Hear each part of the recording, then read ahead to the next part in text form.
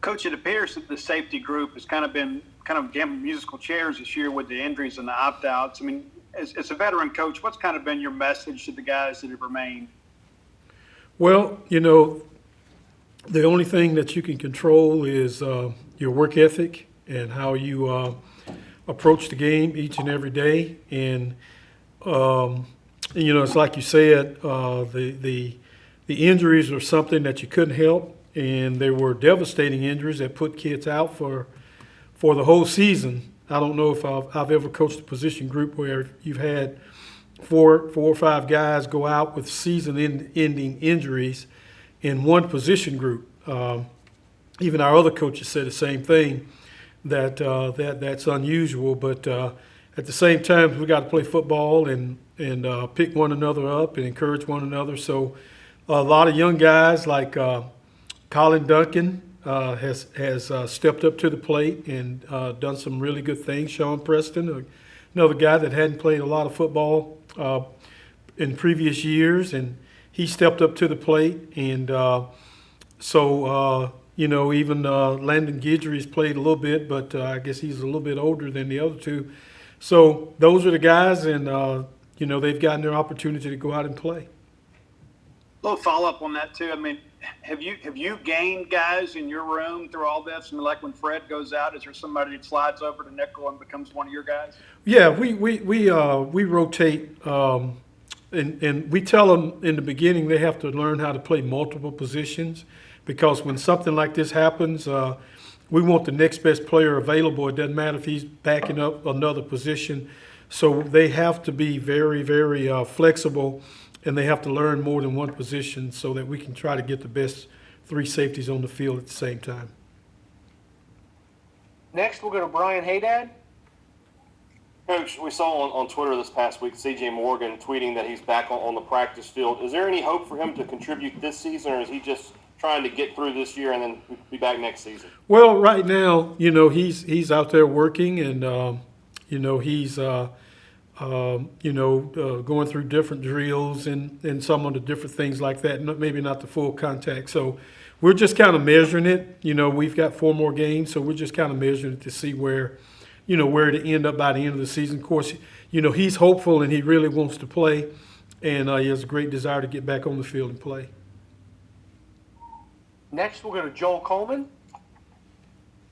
Coach, I know it's been a weird year for everybody with all the testing and all the I guess opt-outs and craziness that's kind of been going on and things, but you're kind of a familiar face for everybody, given all the staff turnover and things. You've kind of been I know you left and come back, but you've kind of been a constant for some of these guys. I'm just curious, how much have you been relied upon this season with guys that have questions or concerns? And just, I know they kind of look to you as a mentor. How much have you kind of had to play that role this year for some of these guys? Well, with there's also a lot of young players, and this pandemic and the opting out and canceling games, all of this stuff is new to all of us. This is something that you can't predict. You can't look in a coaching manual and say, okay, this is going to happen in 2020, and this is the way that it's going to happen. There's no way. And some of it is tragic, and some of it is things that you can't help from happening. Like injuries on top of a pandemic, on top of canceled games, on top of kids opting out. And so, with all these circumstances, I just try to be, like you said, that role model. I try to be Coach Leach's eyes and ears within the program, and to emphasize the things that he wants to emphasize in the program, and at the same time be there for kids that that may have questions or things that are going on in their personal lives, and how to balance all of this and how to work through all this. But you need that stability, and you need that foundation to stay solid in the midst of all that. Heck, even I'm going through trials myself. As you go through this, you get ready to play or practice, and then all of a sudden you're not playing or practicing because the game may be canceled. It may not be, all of this stuff. So we're all trying to navigate through it. But I do try to be an example and a stable force for these young men. Next, we'll go to Tyler Horka. Yeah, Tony, this is a little off topic, but given your history at Jackson State and growing up in Mississippi around HBCUs, I'm just curious to get your thoughts on Deon Sanders landing the head coaching job there. And I know there's been a lot of fanfare, and everyone's seen kind of the headlines come out. But do you think it's a good thing for HBCUs? And just what are your general thoughts on someone like him bringing that much spotlight onto schools like that? Sure. I mean, there's no argument of his pedigree and what he's accomplished as a player, and I know he's been trying to break into college coaching for several years now, and now getting the opportunity to go to a school like Jackson State with, their history and their tradition, and they're trying to revive their program and get it back to a championship level, and why not, give someone like Deon Sanders, with his name brand and ability to relate to young people and recruit and do all the different things like that. So I think it's a heck of a deal for Deon Sanders and Jackson State. Next, we'll go to Steve Robertson. Coach, you mentioned it's been a year unlike any other, and it's certainly one for the books, but you're a career coach. All you've ever done is coach. What are some things maybe that you've learned this year that are maybe kind of unique to 2020? Well, the most important thing is not get, I guess you would say, ruffled or upset by things that you can't control. We can't control a pandemic. We can't control what happens at another school in our conference. We can't control what is going on all around the country. I mean, they're canceling games, and now basketball is starting up, and there's a lot of things that are going on in our country right now, not just at Mississippi State in Starkville, Mississippi. And so what I've learned is that you have to just remain a stabilizing force. You just have to stay focused on the task at hand. We have a saying in the program: play one play at a time. Play the next play. Don't get ruffled up. Do your job. Come to work every day. Be consistent. Be a man, and teach the young men how to be men and how to deal with adversity. So even like you said, spiritually and emotionally, there's no need to become angry. There's no need to become upset. There's no need to have highs and lows. You just have to maintain the status and take one day at a time. And as a veteran coach, and Coach Leach is a veteran coach, and there are veteran coaches all around the country, but being with him every day, don't get too high, don't get too low, but just stay focused on the task at hand. And the task at hand was practice today, and the task tomorrow will be preparing for practice tomorrow, and then going out and practice, and then as we go through the weekend and travel to Georgia this weekend. We have time for two more. The first one will go to Joel Coleman.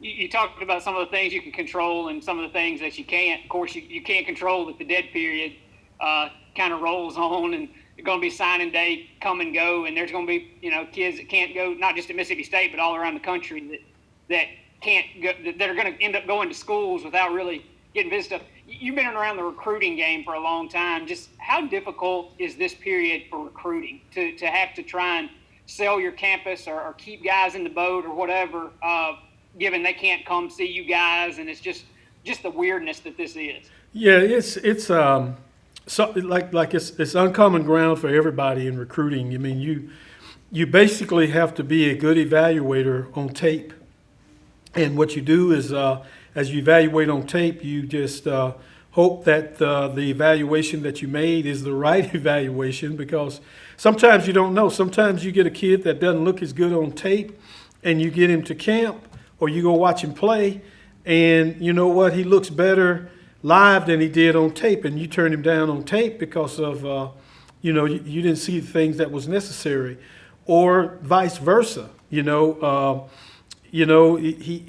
looks good doing something else in another drill or something like that, but at the same time, you turn him down because he doesn't make you like him in live action. and you like his tape better, and and it just goes back and forth. But I tell you, everybody in the country has the same issue, and so that makes everybody in the country have to be great evaluators of talent, because I may see something. Recruiting is funny.